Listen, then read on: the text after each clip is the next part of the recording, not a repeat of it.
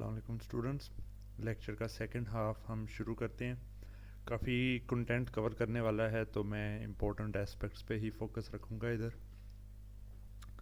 अच्छा जी, तो हमने डायोड्स का देख लिया, तो अब हम ज़रा देखते हैं कि जी हमारे पास अनकंट्रोल्ड जो हैं एसी टू डीसी कन्वर्टर्स या जो है रेक्टिफायर्स जो हैं वो किस तरीके से ऑपरेट करते हैं। ठीक है, तो पहले हमें ये जो थोड़ी बहुत कुछ चीज़ों का पता होना चाहिए, वो उनमें से एक एस्पेक्ट हमारे पास ये है कि जी DC current, AC DC voltage, DC current, RMS voltage और आरएमएस करंट को कैसे एवेल्यूएट करते हैं।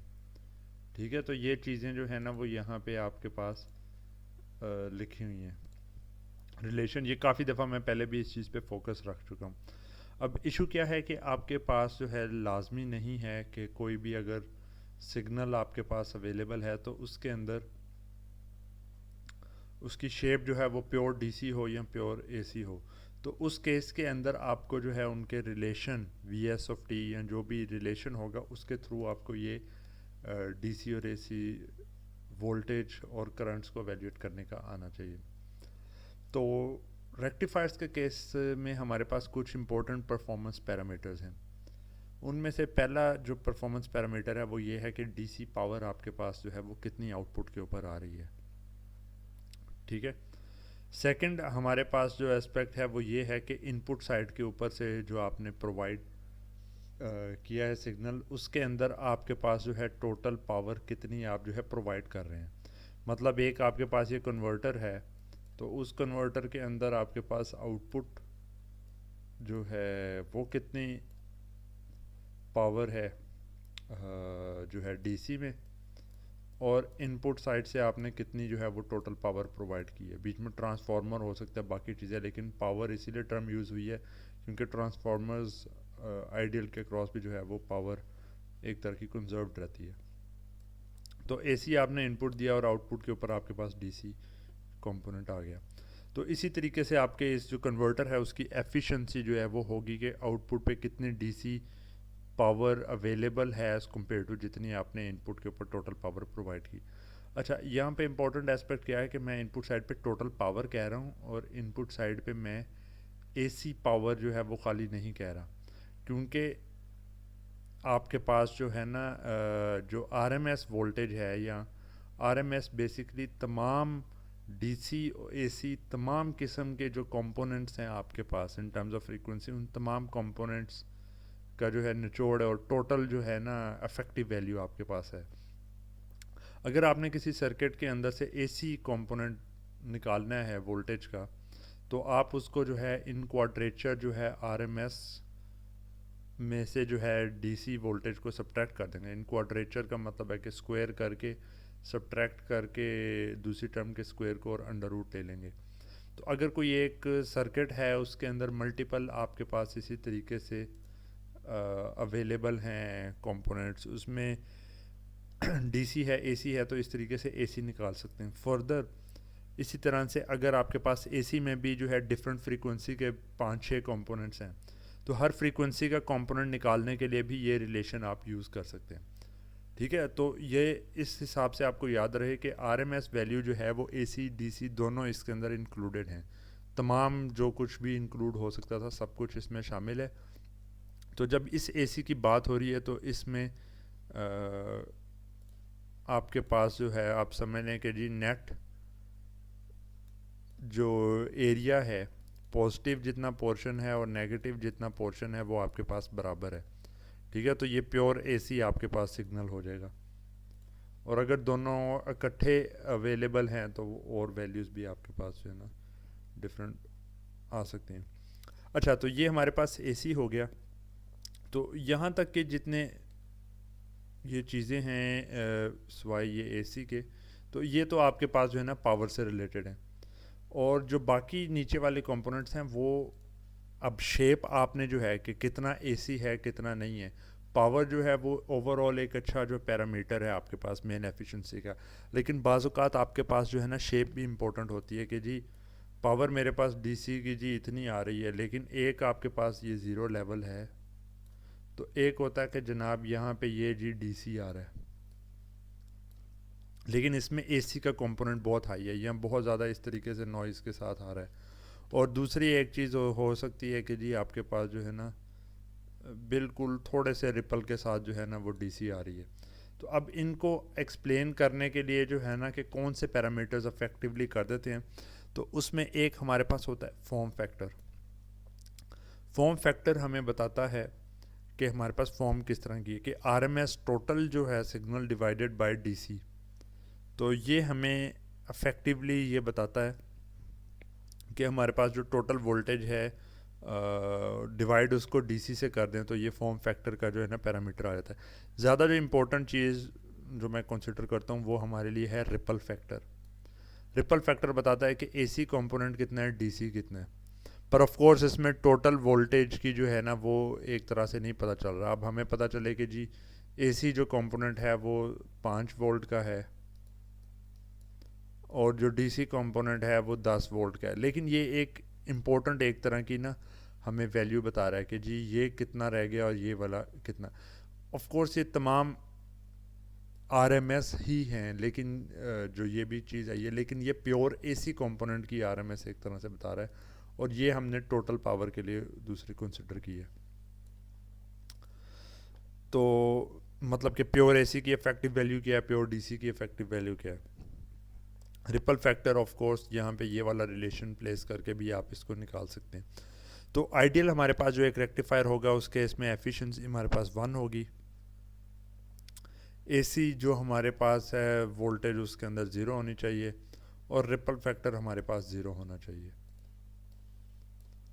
ठीक है, तो हम पहले सिनेरियो के ऊपर आते हैं कि जी single phase half wave rectifier अगर हमारे पास है, तो साइनोसॉइड अगर इनपुट हमारे पास पावर अवेलेबल है 50 हर्ट्स लाइन के ऊपर फॉर एग्जांपल इमेजिन कर सकते हैं हम लोग, तो यहाँ पे हम क्या करेंगे कि जी उसको हमने जो है डीसी निकालना है। अब डीसी में क्या था कि जी रिलेशन क्या है, ये टोटल रिलेशन हमारे पास था V M sine of theta, ठीक है, वी एस।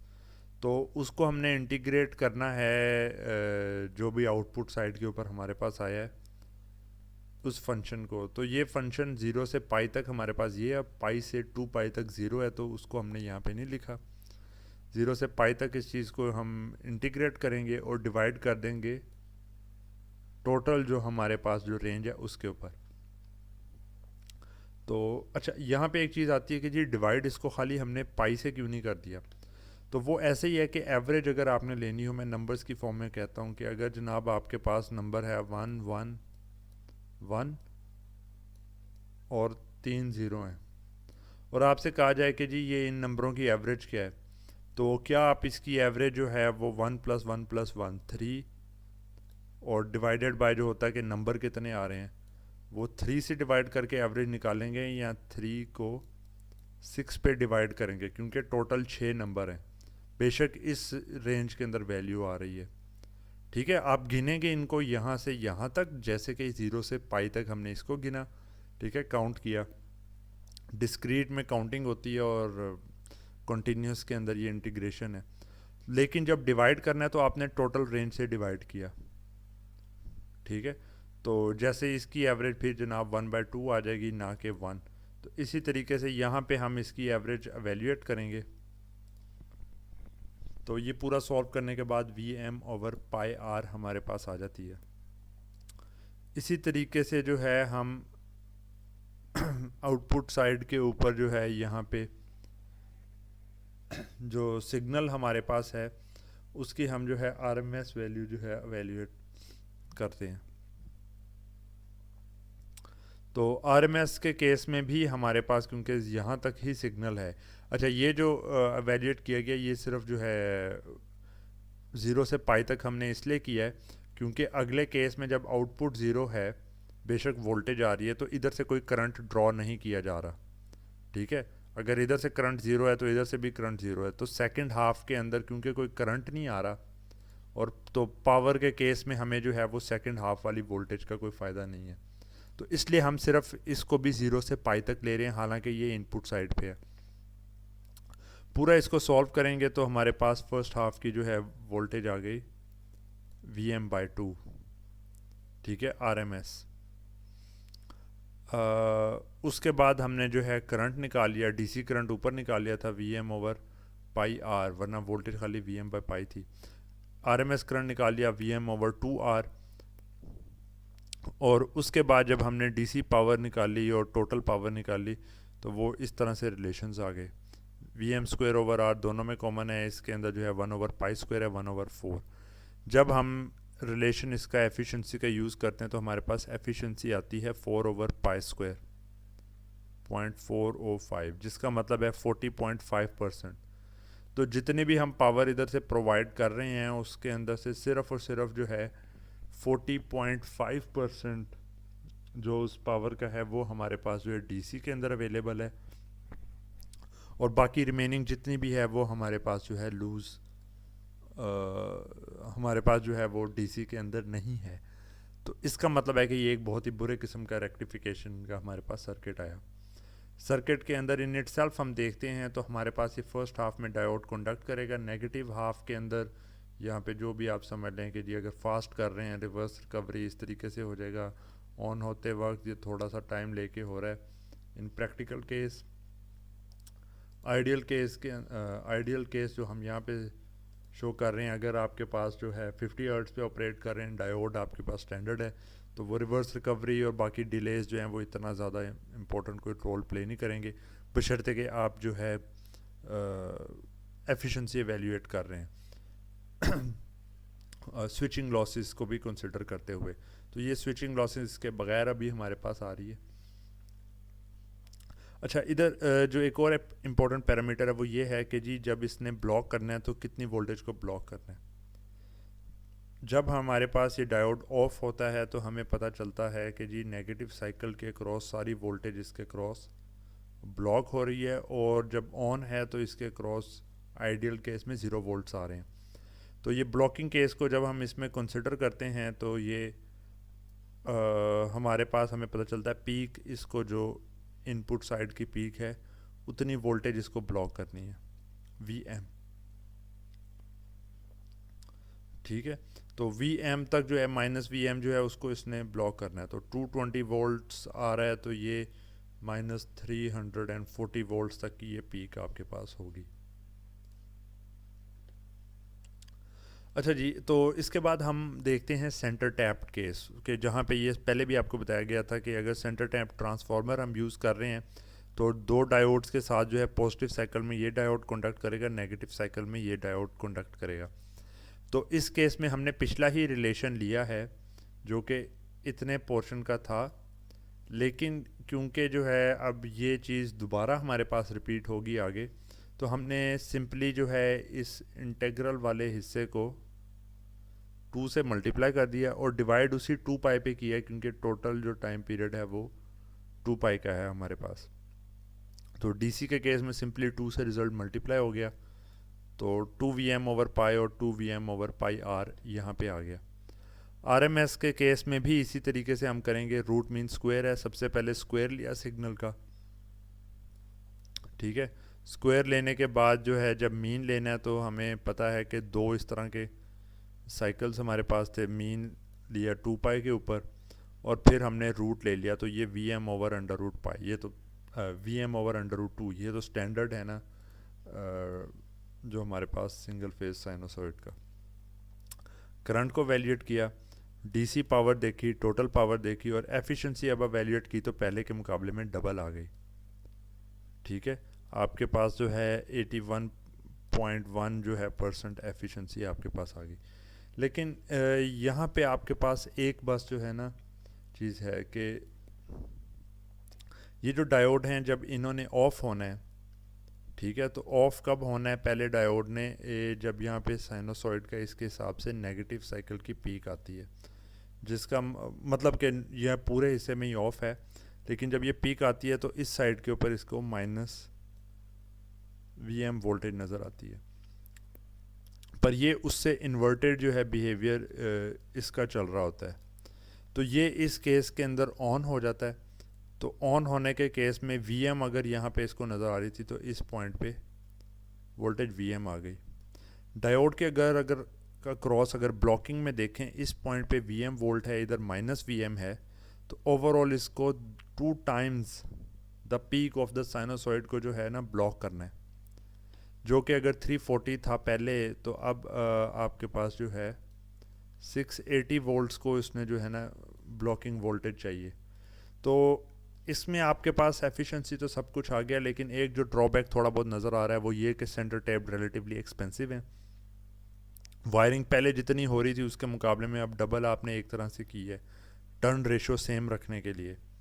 ठीक है, 1:1 अगर टर्न रेशो रखनी है तो ये अगर 20 हैं तो पहले खाली 20 टर्न्स के अंदर टोटल काम, अगर सिंगल अब सेंटर टैप ना हो तो अब टर्न रेशो सेम रखने के लिए 20 जो है टर्न्स यहाँ पे हैं, 20 टर्न्स आपके पास यहाँ पे हैं।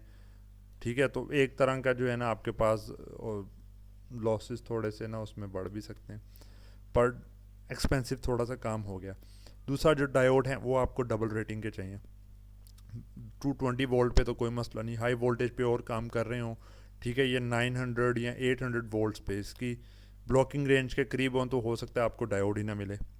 तो बेहतर है कि हम कोई और भी इस तरह की जो है एक सर्किट कोई देख लें जहाँ पे ये वाली लिमिटेशन हमारे पास ना आती हो। तो वो हमारे पास है bridge rectifier, full wave bridge rectifier. तो इधर आउटपुट्स के लिहाज से उसी तरीके से सारा बिहेवियर होगा, लेकिन अगर हम किसी भी डायोड को देखेंगे कि जी ऑफ कंडीशन में क्या होता है, ऑन में ये यहाँ से ऑफ हो गया, ऑन हो गया D1, D3 आपके पास ऑफ है, और जो D2 है वो यहाँ से आ रहा है, और D4 ऑफ है।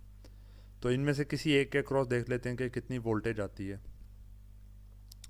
यहाँ पे अगर जो है ये साइनोसॉइड की पीक आ रही है, तो इस पॉइंट को अगर हम ग्राउंड कंसिडर करें तो ये वाली जो साइड है ये Vm के ऊपर होगी, तो इस डायोड के ऊपर Vm है,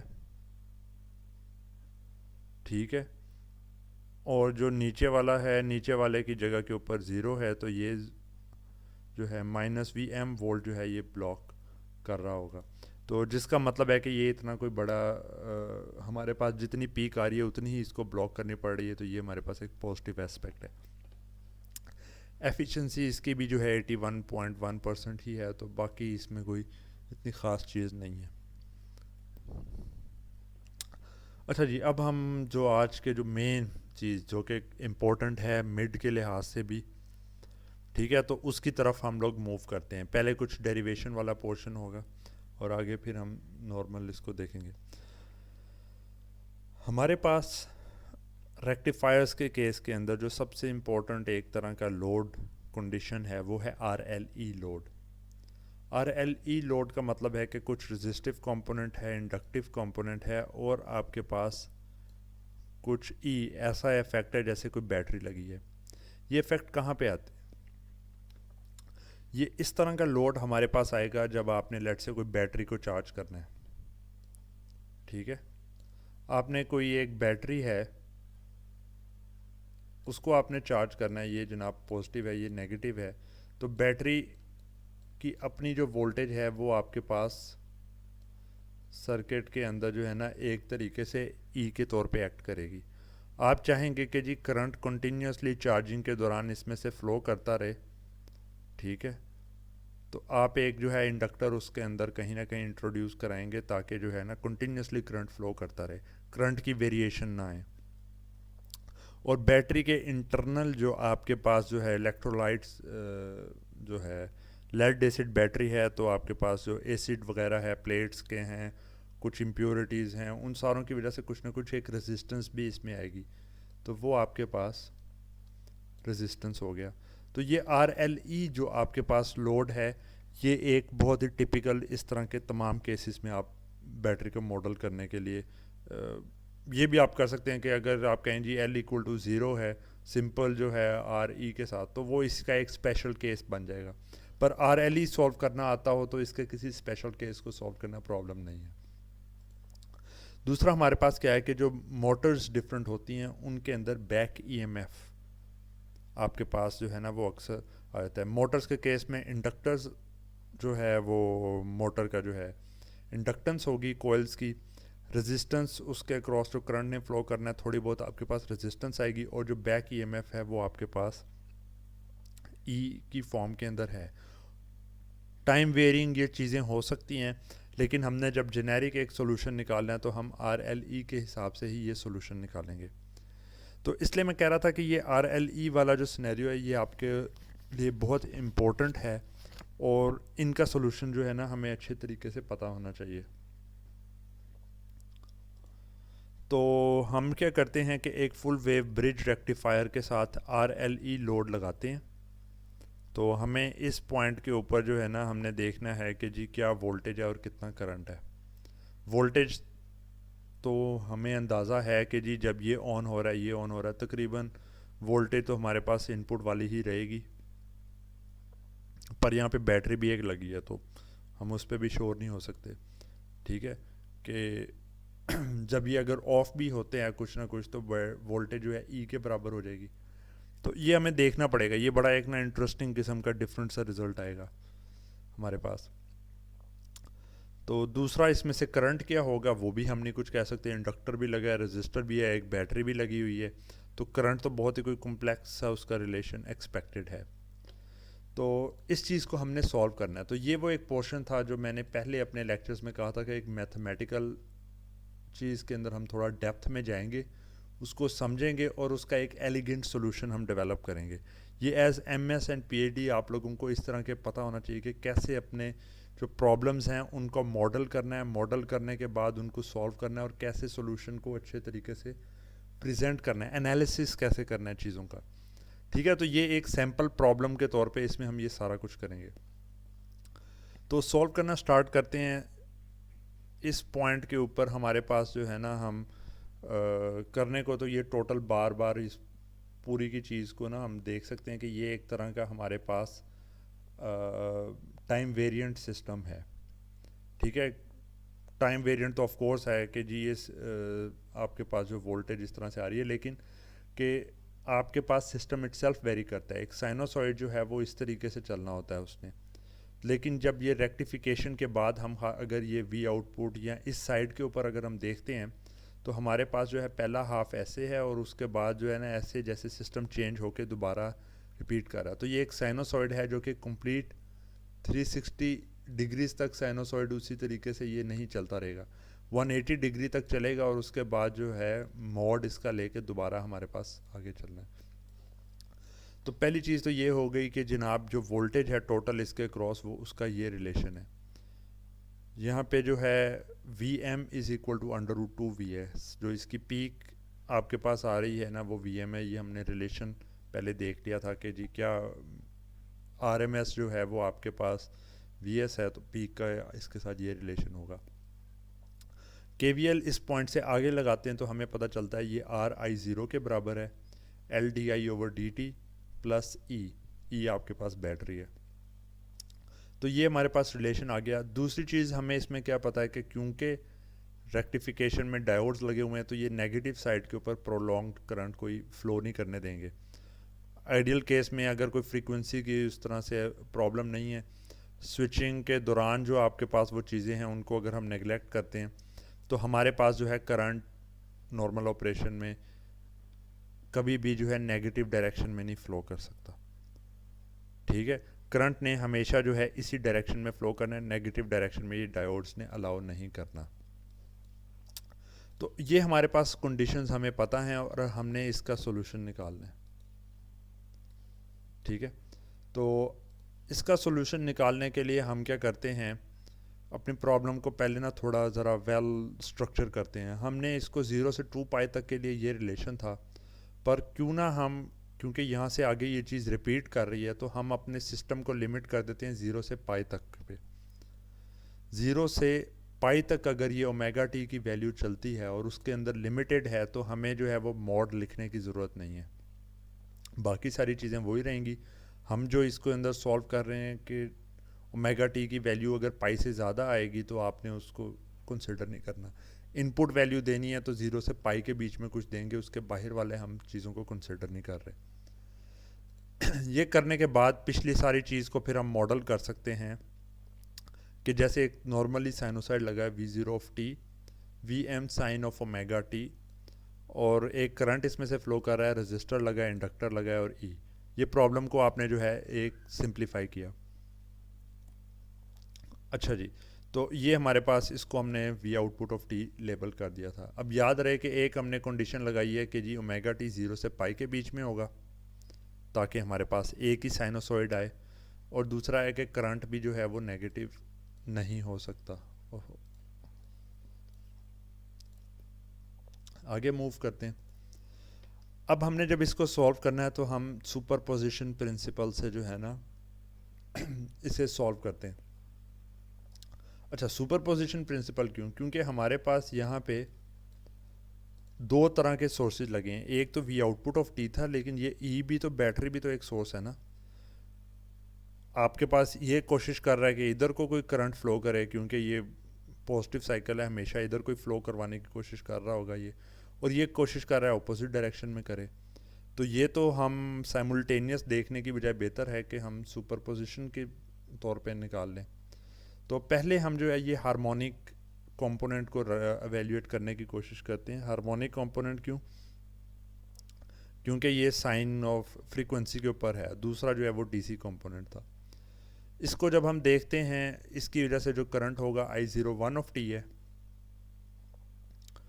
L D I01 of T plus R I01 is equal to V M sine of omega T हमारे पास आ जाता है। लेप्लास में लेके जाते हैं, लेप्लास में लेके ये रिलेशन आ जाता है, सॉल्व करते हैं उसको आगे पार्शियल फ्रैक्शन से। इससे आगे वाला ये वाला पोर्शन बस मैंने इसलिए लिखा है कि इन केस कि कोई अगर इंटरेस्टेड है, आप डायरेक्टली आंसर पे मूव कर सकते हैं। ठीक है, कि इसको देख के ना परेशान हो जाइएगा कि ये हमने कोर्स क्यों उठा लिया।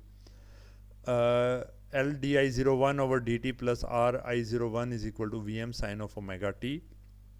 सारा इसको सॉल्व करेंगे, लेप्लास से करें जिस तरीके से भी। तो ये सारा करने के बाद आपके पास एंड रिजल्ट जो है, रुके, इनपुट हार्मोनिक है ये,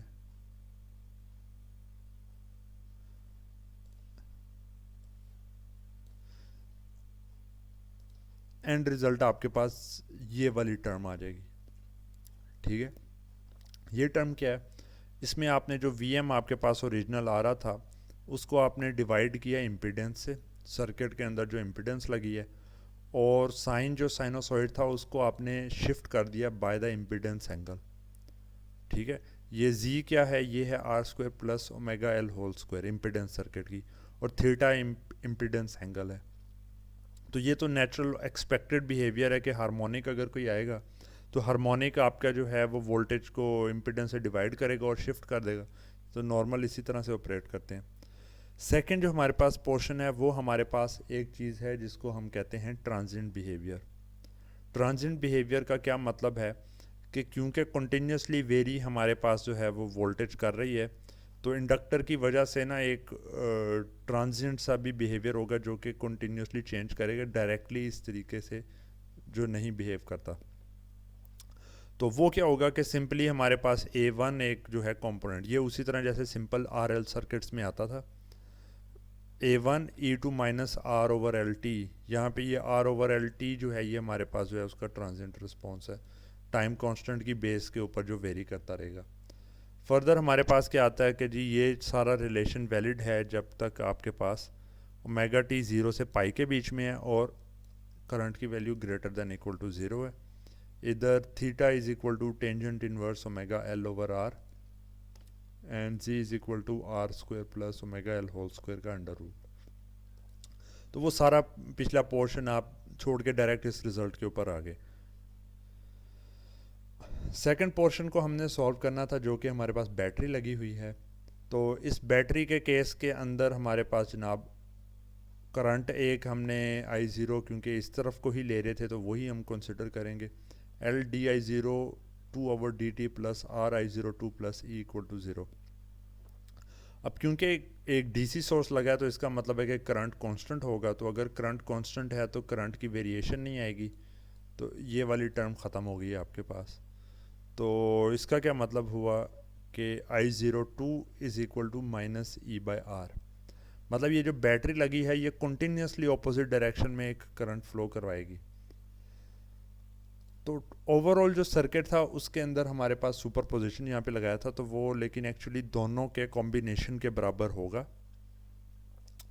तो दोनों के कॉम्बिनेशन के बराबर ये तीनों टर्म्स आपके पास आ गई। ओवरऑल जो करंट है ये भी वैलिड है for its value greater than equal to zero, और ओमेगा टी बीच में जो है वो 0 से पाई के बीच में होना चाहिए। याद रहे कि ये टी इधर भी आपके पास आता है, ठीक है। तो अगर यहाँ पे आपने टी की टर्म्स में निकालना है तो सबको पाई पे डिवाइड कर दें, और आप कह सकते हैं this is greater than equal to zero and less than equal to pi by omega, ठीक है। अच्छा, इसका अब थोड़ा एनालिसिस करते हैं कि ये हमारे पास क्या चीज़ आई है। पहली चीज़ है कि जो इनपुट हार्मोनिक हमने प्रोवाइड किया था वो हमने स्केल किया है, scale down by impedance and phase shifted due to the impedance of the circuit. उस इनपुट हार्मोनिक को स्केल डाउन किया और शिफ्ट कर दिया, ठीक है, फेज शिफ्ट कर दिया due to the impedance of the circuit. जो सेकंड टर्म है A1 E2 minus R over L T, ये हमारे पास है transient behaviour of a series RL circuit. जो आना होता है वो यहाँ पे भी आएगा, ठीक है। थर्ड जो हमारे पास कंपोनेंट है a DC steady state current opposite to I0 that flows once I0 is greater than equal to zero. अच्छा, ये बड़ी इंटरेस्टिंग चीज़ है कि अगर तो आपके पास जो है करंट इस डायरेक्शन में फ्लो कर रहा है, मतलब ये टोटल करंट अगर इसको इंक्लूड करके ग्रेटर देन ज़ीरो है तो फिर ये बैक साइड पे ये करंट फ्लो करने की कोशिश कर रहा होगा, ठीक है। मतलब कि जो है इस पूरे कंपोनेंट्स में से ये अपनी वैल्यू सब्ट्रैक्ट कर रहा है।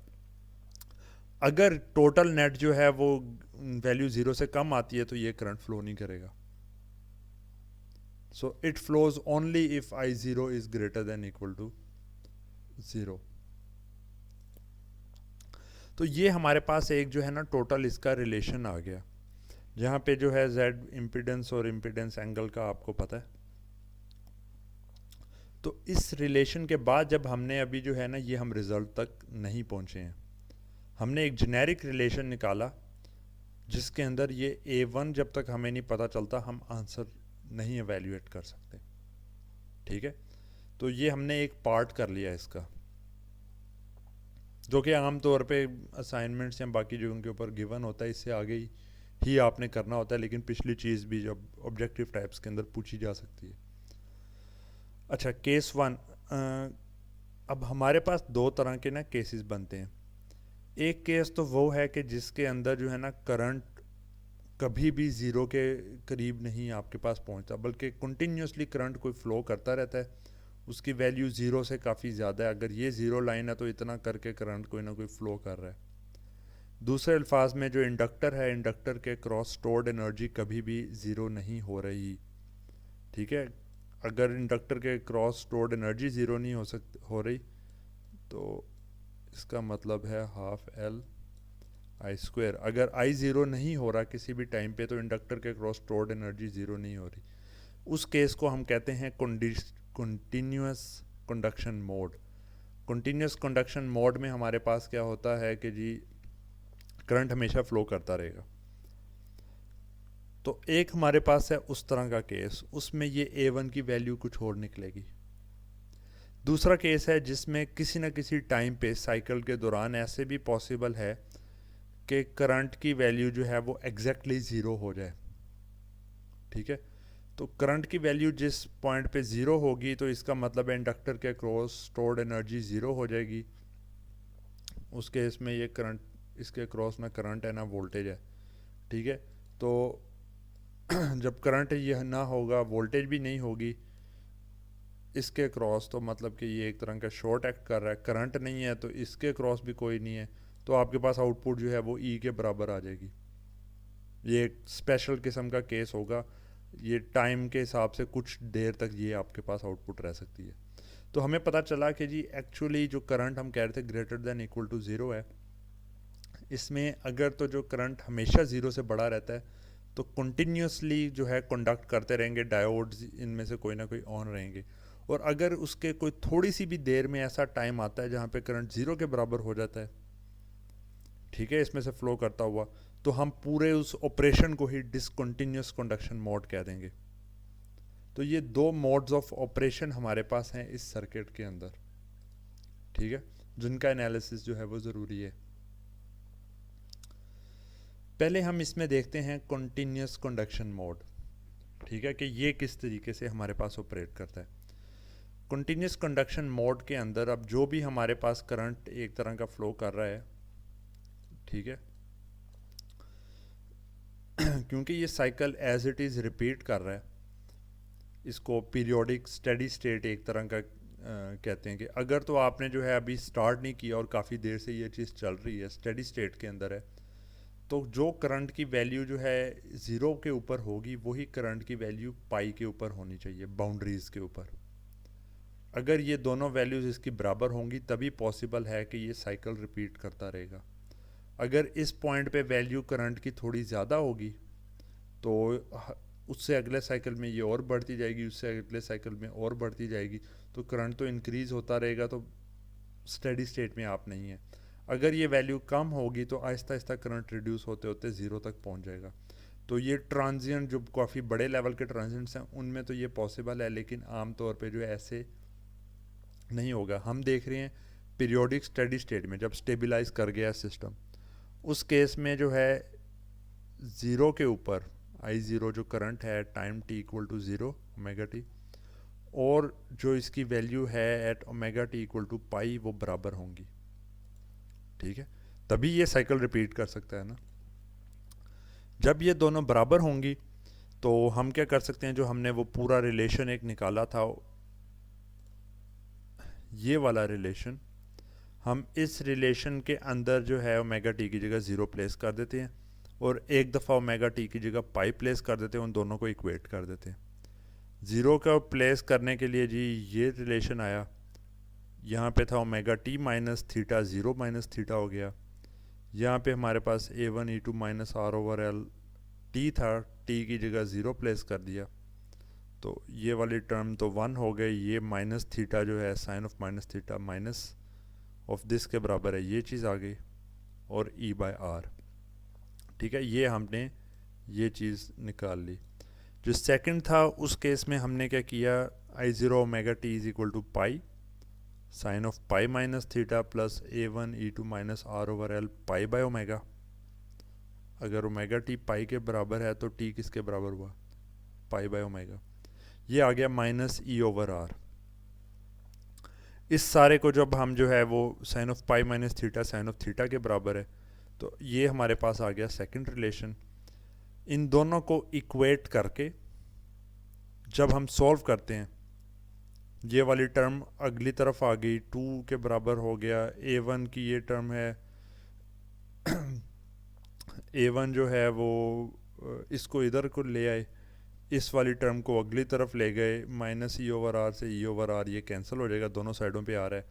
ये टर्म अगली तरफ जाएगी तो A1 कॉमन ले लिया तो one minus E2 minus R over L pi by omega, और टू साइन ऑफ थीटा जो है वो अगली साइड के ऊपर हमारे पास आ जाता है। तो ये हमारे पास A1 की वैल्यू आती है इस कंटिन्यूस कंडक्शन मोड के अंदर, ठीक है, two sine theta one minus E2 minus R over L pi by omega. तो ये आमतौर पे जो है ना एक अच्छा क्वेश्चन मतलब कि है कि जी आप इसको सॉल्व करके A1 का रिलेशन निकालें।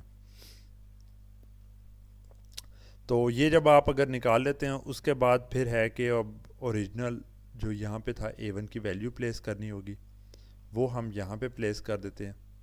A1 की ये सारी वैल्यू थी, इसको उधर प्लेस किया, ये चीज़ आ गई। इसमें से फिर आगे क्या है, हमने थोड़ा रिलेटिवली कॉम्प्लेक्स किस्म का रिलेशन आ रहा है। तो ये E ओवर आर है हमारे पास, और इधर है under root two V S over G. तो इधर हम जो है ना कुछ एडिशनल पैरामीटर्स जो है ना वो इंट्रोड्यूस करवाते हैं। हम क्या कह रहे हैं कि जी under root two V S over G है, तो अगर ये ब्रैकेट खोल के इधर करनी हो तो इसके इन्वर्स से मल्टीप्लाई करना होगा, ऊपर जी अगर ये ख़त्म करना है, और नीचे हम करेंगे under root two V S से। तो ये मल्टीप्लाई करके हमारे पास ये वाला रिलेशन आ गया, ठीक है। इस रिलेशन में जो है वोल्टेजेस को हम इधर रख लेते हैं एक साइड पे और इम्पिडेंस या रेजिस्टेंस को अगली तरफ। तो ये हम चीज़ देखते हैं, तो E/√2Vs, तो ये है क्या, ये कोई ना पैरामीटर हम इसको डिफाइन करना चाहते हैं। E/√2Vs ये हमारे पास क्या चीज़ है, ये चीज़ हमें बता रहा है कि √2Vs हमारे पास थी इसकी पीक वैल्यू, ठीक है, जो पीक आपके पास इनपुट पे आ रहा है। तो ये बता रहा है कि जी ये मैक्सिमम जितनी वैल्यू इसकी हो सकती है Vm, उसके और जो E है,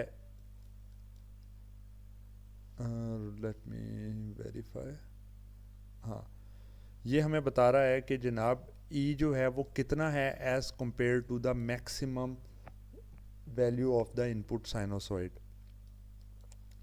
ठीक है, कि क्या जो वोल्टेज जिसको चार्ज कर रही है, जो बैक ईएमएफ है, क्या Vm से ज़्यादा तो नहीं है, क्या Vm के कितने % है। ठीक है, अगर मैं कहता हूँ कि जी जो अगर ये 100 वोल्ट के ऊपर पीक आ रही थी और जो बैटरी जिसको चार्ज कर रहे हैं उसकी वैल्यू 40 वोल्ट है, तो ये जो पैरामीटर है ये हमें बताएगा कि जनाब 0.4 ये वैल्यू है, जिससे हमें पता चल जाएगा कि बैटरी जो चार्ज कर रहे हैं वो इसके मुकाबले में कितनी है। इस पैरामीटर को हम कह देते हैं x। ठीक है, फिजिकल मीनिंग है इस पैरामीटर का, ये ऐसे रैंडम नहीं हम ये ब्रैकेट के अंदर लेके आए। तो ये जो पैरामीटर था इसको x हमने यहाँ पे लिख दिया, Z/R। अब Z हमें पता है कि इम्पिडेंस के केस के अंदर जो है ना, ये अगर आपके पास इम्पिडेंस है Z अगर था, तो हमारे पास x एक्सिस के ऊपर रेजिस्टिव होगा और y एक्सिस के ऊपर जो है ओमेगा L आपके पास जो है इंडक्टिव कंपोनेंट होगा, और ये आपके पास होता है एंगल थीटा। तो जो R है वो आपके पास होता है Z cos ऑफ थीटा के बराबर।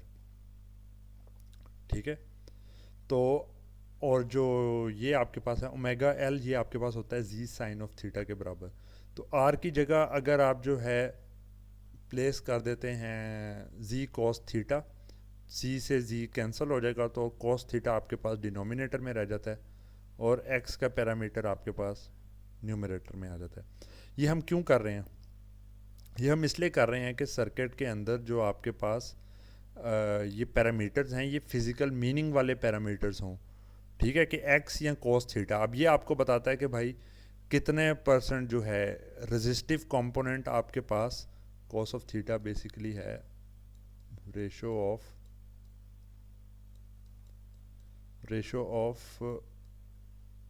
R/Z, बता रहा है कि कितना आपके पास रेजिस्टिव कंपोनेंट है। ठीक है, और x बता रहा है कि कितनी आपके पास बैटरी है as compare to the peak. तो ये एक क्रिटिकल आपका जो सर्किट बन रहा है उसके पैरामीटर्स हैं, ये उसको जो है ना फिजिकल मीनिंग के साथ डिफाइन कर रहे हैं। तो इसलिए आपने इधर x प्लेस कर दिया, इधर थीटा प्लेस कर दिया।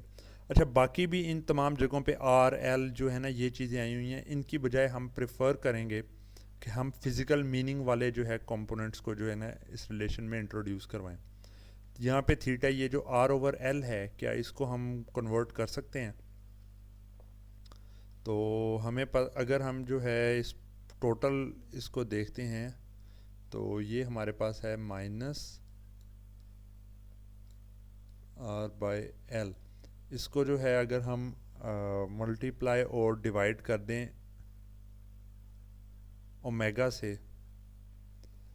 ठीक है, और ये t इधर है, तो इसको अगर मल्टीप्लाई और डिवाइड कर दें ओमेगा से, ओमेगा इधर रह गया और नीचे भी हमारे पास ओमेगा आ गया। तो ये जो ओमेगा L/R आपके पास डिनोमिनेटर में है, ये तो आपके पास होता था टेंजेंट थीटा के। ये बगैर मकसद के नहीं हम ये सारा कर रहे हैं, ये कुछ देर तक आपको आइडिया हो जाएगा कि ये क्यों इतना खप रहे हैं हम इस पर। तो ये टेंजेंट थीटा के बराबर हो जाएगा, ये वाली टर्म 1/टेंजेंट थीटा के, और ओमेगा t ऊपर रह गया, तो ये आपने रिलेशन इधर से निकाल लिया। उसके बाद हमारे पास जैसे ये नीचे था पाई है और इधर नीचे पहले ही ओमेगा आ रहा था, तो ये भी पाई ओवर टेंजेंट थीटा के बराबर हमारे पास ये रिलेशन आ गया। अब ये जो पूरा रिलेशन है ये बेसिकली अगर देखा जाए ना तो दो पैरामीटर्स के ऊपर जो है ना बेस्ड है, ठीक है। वो दो पैरामीटर हमारे पास कौन से हैं? टाइम तो हमारे पास फंक्शन ऑफ टाइम है, एक पैरामीटर हमारे पास है थीटा, ठीक है। ओमेगा तो ओमेगा भी जो है वो सर्किट के पैरामीटर है, उसकी बेस पे कर सकते हैं। दूसरा हमारे पास है ये एक्स, और ऑफ कोर्स ओमेगा जो है ये भी हमें जो है ना पता होना चाहिए। तो ये इसमें इतना कुछ नज़र आ रहा है, लेकिन एक्चुअली जो दो मेन पैरामीटर्स हैं वो एक्स और थीटा है, और थर्ड जो है वो चीज़ वो हमारे पास फ्रीक्वेंसी है ओमेगा, जो कि एक तरह की कांस्टेंट रहेगी इस ऑपरेशन के दौरान। तो ये हमारे पास जो है करंट का फाइनल रिलेशन आ जाता है, जिसमें हमें पता चलता है कि जी अगर हमारे पास बैटरी जो है वो in with terms to peak जो है वो ज़्यादा या कम है, या हमारे पास जो है इम्पीडेंस एंगल कोई आगे पीछे को मूव करता है, तो ये पूरा करंट का रिलेशन चेंज होगा। अच्छा, इधर अब फर्दर हमारे पास एक चीज़ आती है कि हमने एवेल्यूएट करना है कि हमारे पास जो ये कंडक्शन का कंटिन्यूस कंडक्शन के अंदर हमने कह दिया था कि जी हम लोग हैं, लेकिन हम अब वेरीफाई कैसे करें कि हम कंटिन्यूस कंडक्शन के अंदर ही हैं? अच्छा, रिलेशन निकाल लिया, अब हम उसकी वेरिफिकेशन कर रहे हैं कि प्रूव करें कि जी ये कंटिन्यूस कंडक्शन में ही है, या कौन सी कंडीशन है जो अगर इंश्योर होगी तो हम कंटिन्यूस कंडक्शन में हैं। तो वो कंडीशन क्या है? आपके पास जो करंट का रिलेशन है वो हमेशा ग्रेटर देन ज़ीरो होना चाहिए, ठीक है। कोई भी करंट का रिलेशन आ रहा है तो वो हमेशा ग्रेटर देन अगर ज़ीरो होगा, for the entire wave form अगर ज़ीरो से बड़ी होगी तो आपके पास जो है कंटिन्यूस कंडक्शन मोड है। इसको हम थोड़ा और सिंप्लीफाई कर सकते हैं कि ये पूरी वेव फॉर्म के अंदर कोई पॉइंट अगर मिनिमम है, ये वाला, तो वो मिनिमम पॉइंट अगर आपके पास ज़ीरो से बड़ा है, मिनिमा निकालते हैं, मिनिमम पॉइंट अगर ज़ीरो से बड़ा है तो पूरी की पूरी वेव फॉर्म ज़ीरो से बड़ी है।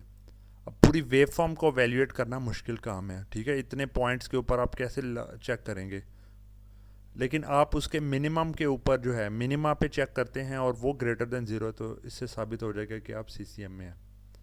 अब लेकिन ये मिनिमा पॉइंट क्या है? मिनिमा पॉइंट हमारे पास आता है कि in the worst possible case minima point हमारे पास कब आएगा?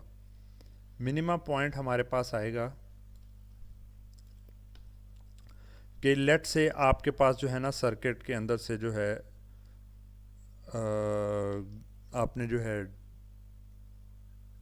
मिनिमम पॉइंट आएगा, ये इंडक्टर है, इंडक्टर के क्रॉस आप इस वोल्टेज को देखें वी एल ऑफ टी को, ठीक है जी। तो हमें पता है कि जी V is equal to L D I over D T, ठीक है। तो इसका मतलब है कि अगर तो ये जो वोल्टेज है इसके क्रॉस ये पॉजिटिव होती है, पॉजिटिव वोल्टेज का मतलब है कि करंट इंक्रीज कर रहा है। नेगेटिव अगर आपके पास यहाँ पे वोल्टेज होती है उसका मतलब है कि आपके पास जो करंट है वो डिक्रीज कर रहा है। तो अगर इस इंडक्टर के क्रॉस वोल्टेज जब ज़ीरो होगी, ठीक है, ये वाला जो पॉइंट है वो आपके पास मिनिमा होगा। तो इंडक्टर के क्रॉस वोल्टेज आपके पास जो है वो ज़ीरो कब होगी? इंडक्टर के क्रॉस वोल्टेज हमारे पास ज़ीरो तब होगी अगर जो है ये पूरे साइकिल के अंदर देख लें, हमारे पास V M sine of omega T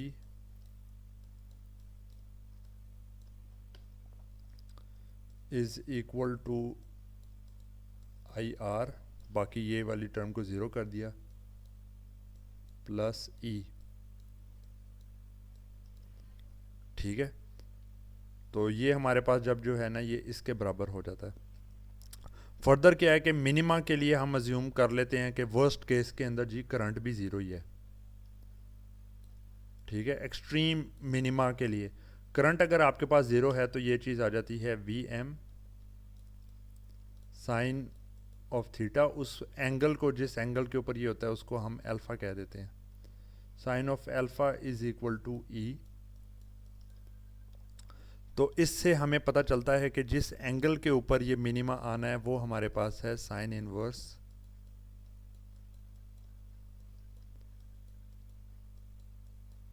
E by V M.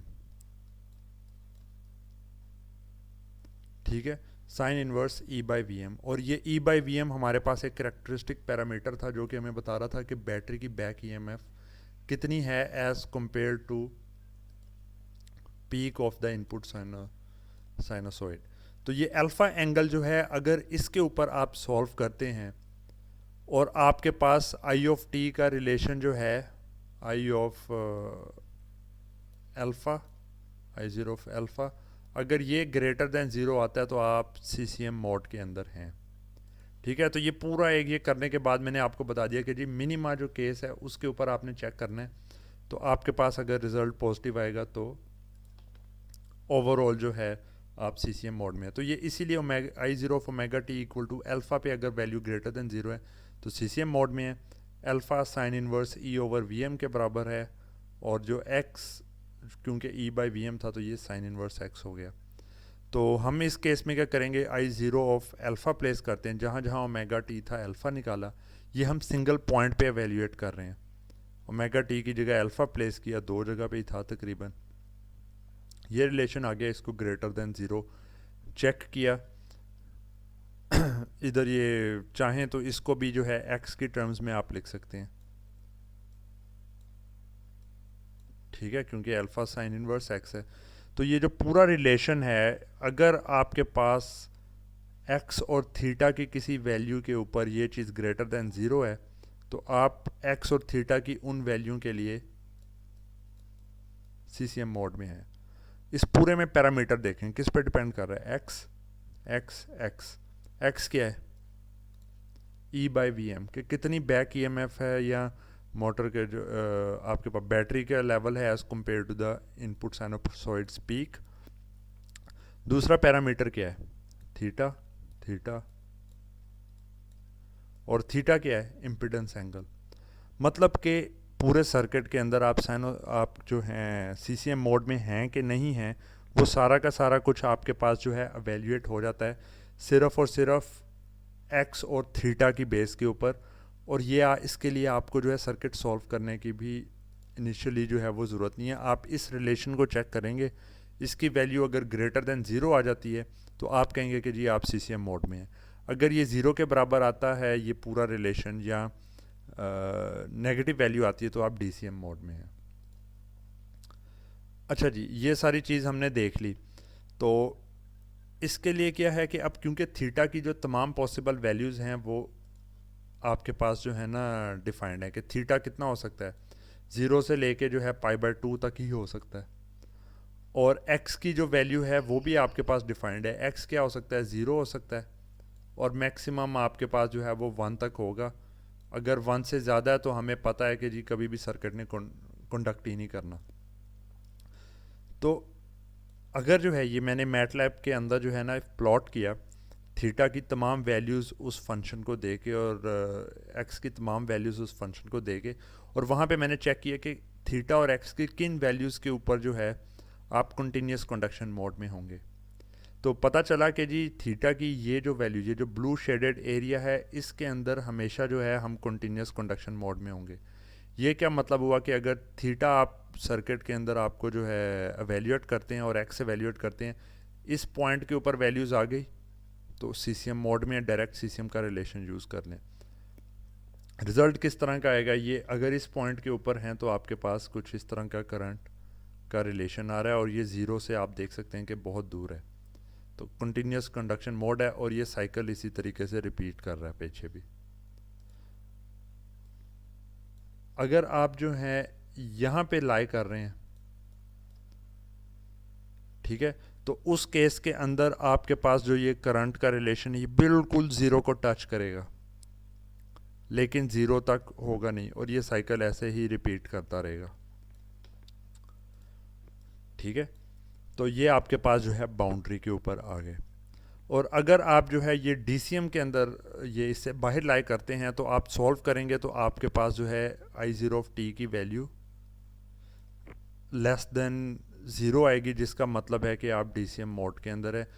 इस मोड के लिए आपने रिलेशन ही नहीं अब तक बनाया, तो ये आप इनवैलिड रीजन में आ गए। तो जो इतना कॉम्प्लेक्स एक रिलेशन बनाया है उसको सॉल्व करने की बजाय अगर आपके पास ये वाला एक चार्ट गिवन हो और आपको पता हो कि जनाब E कितना है, ठीक है, E कितना है, ओमेगा कितना है, L कितना है, R कितना है और VM कितना है, ये 5 पैरामीटर्स आपको पता हों तो आप थीटा निकाल लें। अभी सर्किट को देखें भी ना, सर्किट को सॉल्व भी करने की ज़रूरत नहीं है। Theta is equal to tangent inverse omega L over R और x is equal to E over VM। ये चीज़ एवेल्यूएट करते हैं और फिर देखते हैं कि जी थीटा लेट से आपके पास आ गया जी रेडियंस के अंदर 1 और x की वैल्यू आ गई आपके पास 0.3335। ये पॉइंट देखा आपने, देखा CCM में है, इधर है, गुड, सीधा CCM का रिलेशन यूज़ करके सॉल्व कर दिया। ठीक है, तो इस तरीके से जो है ना आपके पास RLE के दुनिया भर के अंदर जितने भी पॉसिबल सर्किट्स हो सकते हैं वो सारे के सारे सर्किट्स का सॉल्यूशन इसे एक कॉम्पैक्ट चार्ट के अंदर है। अगर आपके पास जो है लेट से E की वैल्यू जो है वो E लगा ही नहीं हुआ, बैटरी ज़ीरो है, बैटरी है ही नहीं, आपके पास इंडक्टर भी नहीं लगा हुआ, इंडक्टर भी ज़ीरो है, तो आपके पास x कितना आ जाएगा? अगर E ज़ीरो है, x ज़ीरो हो गया। इंडक्टर नहीं लगा तो आपके पास थीटा की वैल्यू भी ज़ीरो आ गई, तो आप इस पॉइंट पे हैं। तो मतलब जो आपने पहले नहीं एक सर्किट सॉल्व किया था फुल वेव रेक्टिफिकेशन का, तो उसका सॉल्यूशन यहाँ पे एग्जिस्ट करता है। प्योर इंडक्टर लगा है और कोई भी E की वैल्यू नहीं है तो वो ये सॉल्यूशन एग्जिस्ट करता है। अगर आपके पास जो है x की वैल्यू काफ़ी ज़्यादा है वो यहाँ पे एग्जिस्ट करता है। तो हर पॉसिबल वैल्यू आपके पास इधर है। अगर एक सर्किट यहाँ पे ऑपरेट कर रहा है और आप आहिस्ता आहिस्ता बैटरी को ज़ीरो से चार्ज कर रहे हैं और वो चार्जिंग उसका लेवल बढ़ रहा है, तो आप इस लाइन पे मूव करेंगे क्योंकि इम्पीडेंस एंगल कोई चेंज नहीं हो रहा। इससे रिलेटेड ना क्वेश्चंस आप लोग पूछेंगे तो ज़्यादा बेहतर तरीके से ये हो जाएगा। DCM वाला पोर्शन मैं क्विकली कर दूँ तो इसी केस में डिसकंटिन्यूस में क्या होगा कि आपके पास जो है करंट कुछ देर के लिए ज़ीरो हो जाएगा। तो हम इसको सॉल्व करने के लिए अजम्पशन ही लेके चलते हैं कि हमारे पास जो है current start of the cycle में और एंड ऑफ द साइकिल के अंदर ज़ीरो होगा, क्योंकि अगर किसी भी पॉइंट पे करंट ज़ीरो होता है तो वो ज़ीरो ही रहेगा जब तक कि दोबारा चार्जिंग स्टार्ट नहीं होगी। और ये जो स्टार्ट होने का पॉइंट है ये आपके पास हमेशा अल्फ़ा होगा, ठीक है, क्योंकि ये वो पॉइंट है जिसके बाद जाके VM जो है वो E से बड़ा होगा, तो उसी पॉइंट पे इसने चार्जिंग स्टार्ट करनी है। तो हम कहेंगे कि जिस पॉइंट पे चार्जिंग ये जो है करंट फ्लो करना स्टार्ट होता है वो अल्फ़ा एंगल है और जिस पॉइंट पे ख़त्म होता है वो बीटा एंगल है हमारे पास। और ये अल्फ़ा और बीटा जो है इस ओवरऑल 0 से पाई रेंज के दरमियान में लाई करते हैं। तो I0 जो है वो हमारे पास जो जनरल रिलेशन था उसके अंदर हम अल्फ़ा को जो है प्लेस कर देते हैं, ठीक है। तो इस अल्फ़ा पॉइंट के ऊपर करंट हमारे पास ज़ीरो होना चाहिए। तो I0 of omega T equal to alpha जब प्लेस कर रहे हैं उसको ज़ीरो के बराबर डाल के, तो यहाँ से हम A1 की वैल्यू को एवेल्यूएट कर लेते हैं जो कि हमारे पास ये है, ठीक है। इस A1 की वैल्यू को एवेल्यूएट करके दोबारा इस रिलेशन में प्लेस करते हैं, तो ये हमारे पास जो है टोटल जो है वो आ जाता है इसका रिलेशन। ये A1 इधर डाला हुआ है,